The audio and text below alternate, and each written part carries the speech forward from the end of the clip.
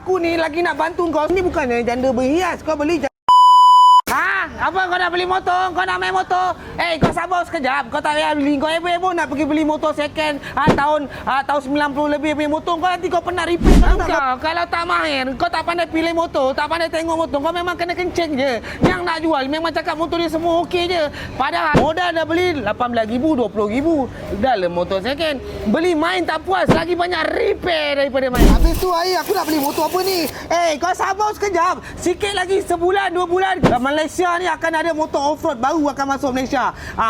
Harga dia yang 250 bermula 18,000 lebih hingga yang 450 bawah 25,000. Itu motor insya-Allah boleh pakai. Tapi apa-apa pun kita kena try dululah. Aku tak boleh cerita lah kau apa brand, apa jenama, apa bangsa. Tapi dia memang buat khusus untuk enduro, khusus untuk MX. Walaupun dia jenama biasa-biasa, tapi kalau kualiti dia setanding dengan brand-brand lain ataupun boleh berlawan bersaing dengan brand-brand lain, apa salahnya untuk engkau yang baru-baru nak start pemula, harga macam tu 18,000 lebih, 20 lebih ribu, condition motor baru, tak ada lah kau pernah repair, boleh lah kau belajar-belajar. Aku bukan tak suggest kau beli motor second, boleh, tapi kau ni belum faham motor ni apa benda nak kena buat, ini itu macam mana cara penjagaannya. Betul, motor second ni kau kena care dia lebih sikit. Ini bukannya janda berhias, kau beli janda buruk, bersih buruk, kena tipu kau tu.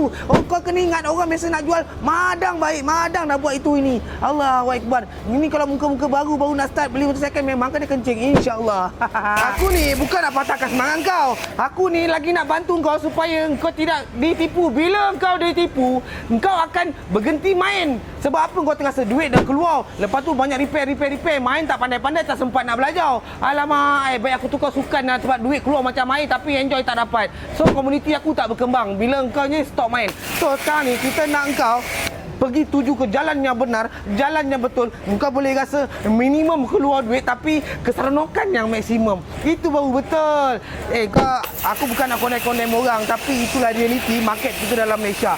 Yang second ni kita kan kau sangat-sangat ramai orang terkena. Beli motor kena repair 7,000, 8,000. Itu dah satu hal. Duit keluar. Nak cari barang kau ingat senang. Boleh beli macam motor LC punya barang. Ini jam nak beli, ini jam boleh dapat, besok boleh siap.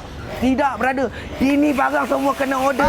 So, apa-apa pun kau pergi follow aku rapat-rapat dulu. Dalam masa terdekat ni kita akan pergi try test motor tu. Kita akan cerita real dia. Motor tu relevan ke tak relevan kita nak beli senang lepas ni nak main. Kalau benda ni bagus, kita nak main motor dah mudah. Motor dah murah-murah. Kita berharapan komuniti kita semakin berkembang, semakin besar. So lagi syok kita nak main motor. Harap-harap dalam komuniti yang baru yang akan masuk ni, perangai semua bagus-bagus lah. Jangan yang bingai-bingai macam yang dah ada. Membunuh komuniti.